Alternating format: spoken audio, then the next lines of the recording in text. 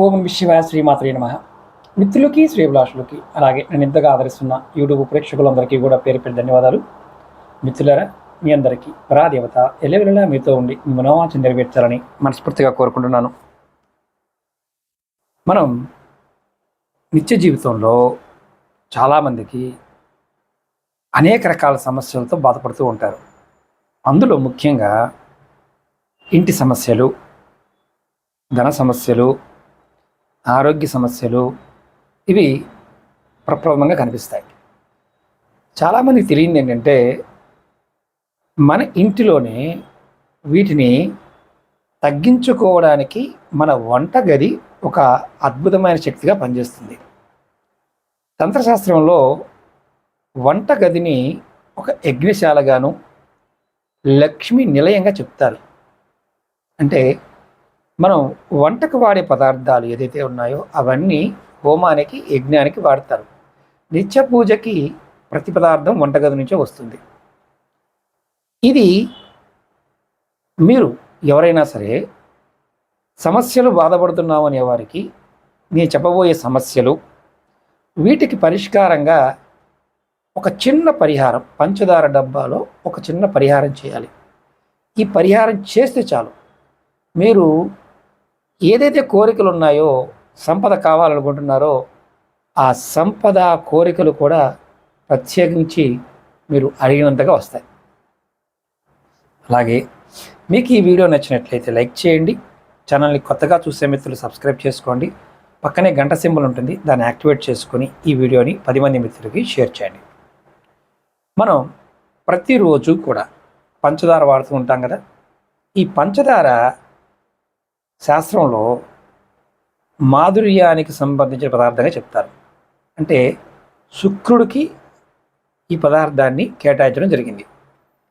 ఎవరి జాతకంలో అయినా సరే శుక్రుడు యోగించినప్పుడు ఆ ఆనందం వేరే ఉంటుంది. సంపద, సుఖము, శారీరకంగా, ఆర్థికంగా, మానసికంగా, కారు, బంగ్లా, వస్త్రాలు, మనం వేసుకునే మేకప్ దగ్గర నుండి ఇవన్నీ కూడా శుక్రుడి నుంచే వస్తాయి. జాతకంలో శుక్రుడు బాగున్నప్పుడు మనం ఇవన్నీ కోల్పోతాం. మీ ఇంట్లో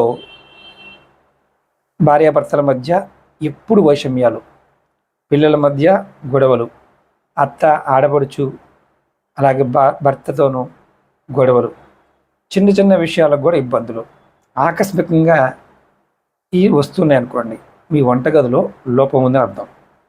ఈ లోపాన్ని సరిచేసుకోవాలి. అలాగే మీరు ప్రతిరోజు వంట వండుతున్నారు. ఈ వంటలో ఏదో ఒక సందర్భంలో టీ, కాఫీ, జ్యూసులు ఇలాంటి వాటిలో పంచదార వాడుతూనే ఉంటారు.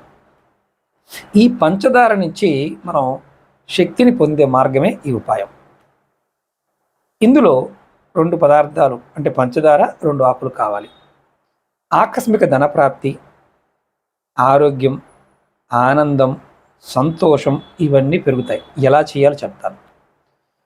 మీరు ఈ ఉపాయాన్ని వారంలో 7 రోజులు చేయవచ్చు. కానీ అత్యంత అద్భుతమైన ఫలితం రావాలంటే గురువారం నాడు కానీ శుక్రవారం నాడు చేయవచ్చు.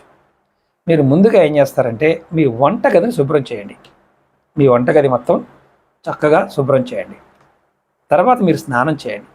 స్నానం చేసి మీ వంటగదిలోకి వెళ్ళి ఈ పంచదార డబ్బా, మీరు ఏదైతే డబ్బాలో పోస్తారో అది ప్లాస్టిక్ డబ్బాలో కాకుండా గాజు డబ్బాలో కానీ స్టీల్ డబ్బాలో కానీ పోసుకోండి.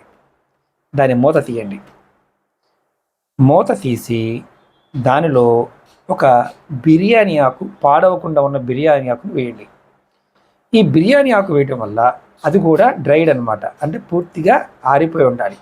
ఈ బిర్యానీ ఆకు వేయడం వల్ల మీకు ధైర్యము, ఆకస్మిక ధనప్రాప్తి, అలాగే బాహ్య శత్రువులు, అంతర్గత శత్రువులు, కుటుంబ కలహాలు ఇవన్నీ తగ్గిపోతాయి.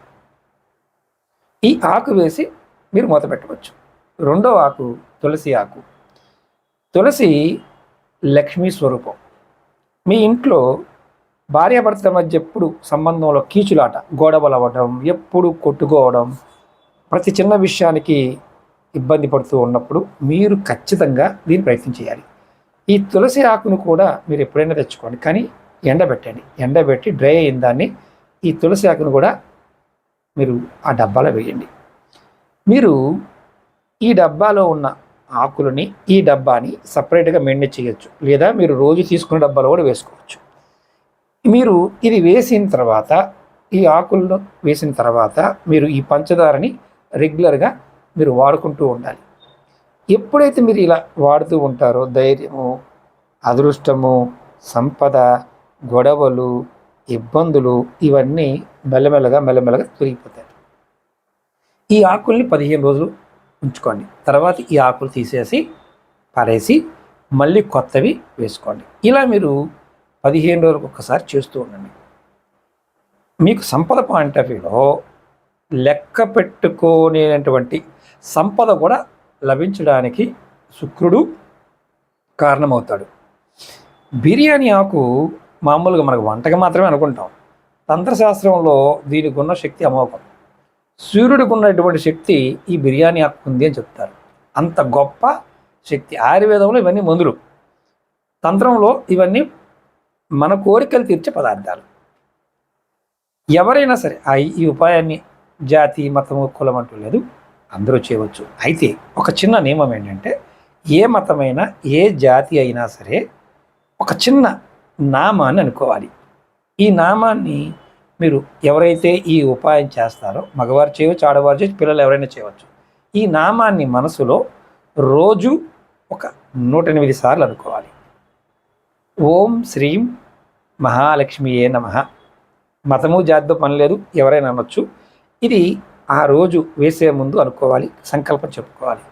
ఇది ఒక వశీకరణంలా పనిచేస్తుంది, ఒక ఆకస్మిక ధన ప్రాప్తికి ఒక మార్గంలా పనిచేస్తుంది, కుటుంబ కలహాలు తగ్గిస్తుంది, అందరినీ కూడా, ఇంట్లో ఉన్న వాళ్ళందరినీ ప్రేమ, అభిమానము, ఆప్యాయతతో దగ్గర చేస్తుంది.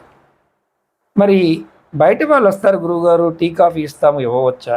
ఇవ్వండి, ఇబ్బంది లేదు. మీకు ఎవరైనా సరే గొడవ పడుతున్నవారు, మీ రిలేషన్లో కానీ మీ చుట్టుపక్కల వారు మీ ఇంటికి వచ్చినప్పుడు మీరు కాఫీ గానో, టీ గానో, జ్యూస్ గానో, లేకపోతే షరబత్లాగానో కలిపి కూడా ఇవ్వచ్చు. దానివల్ల కూడా వారు కూడా మారుతారు. ఈ పదార్థాలకు ఉన్న చైతన్య స్థితిని మనం ముందుగా వంటగదిలో మొదలుపెట్టాలి. వంటగది శుభ్రంగా ఉండాలి, ఇది గుర్తుంచుకోవాలి. అలాగే ముఖ్యంగా రాత్రిపూట పడుకునేటప్పుడు మీ వంటగదిలో ఉండే సామాన్లు షింకులో ఉంటాయి. కొంతమంది భోజనం చేసి అలా పడేస్తారు, పడేయకండి. మీకు పని మనిషి ఉందనుకోండి, వాటిలో ఉన్న అన్నం మెతుకులన్నీ ఒక డబ్బాలో వేయండి, నీటిని తురిపి పక్కన పెట్టండి. కడగద్దు, జస్ట్ నీరు పోసి పక్కన పెట్టండి. ఇలా చేయటం వల్ల మీ పితృదేవతలు మిమ్మల్ని చక్కగా చూసుకుంటారు. మీకు లక్ష్మీ యోగాన్ని కలగడానికి ఒక మార్గాన్ని ఏర్పాటు చేస్తారు. ఇలా కాకుండా మీరు ఇష్టారాజ్యంగా చేశారనుకోండి, యథా రాజా తదా ప్రజ.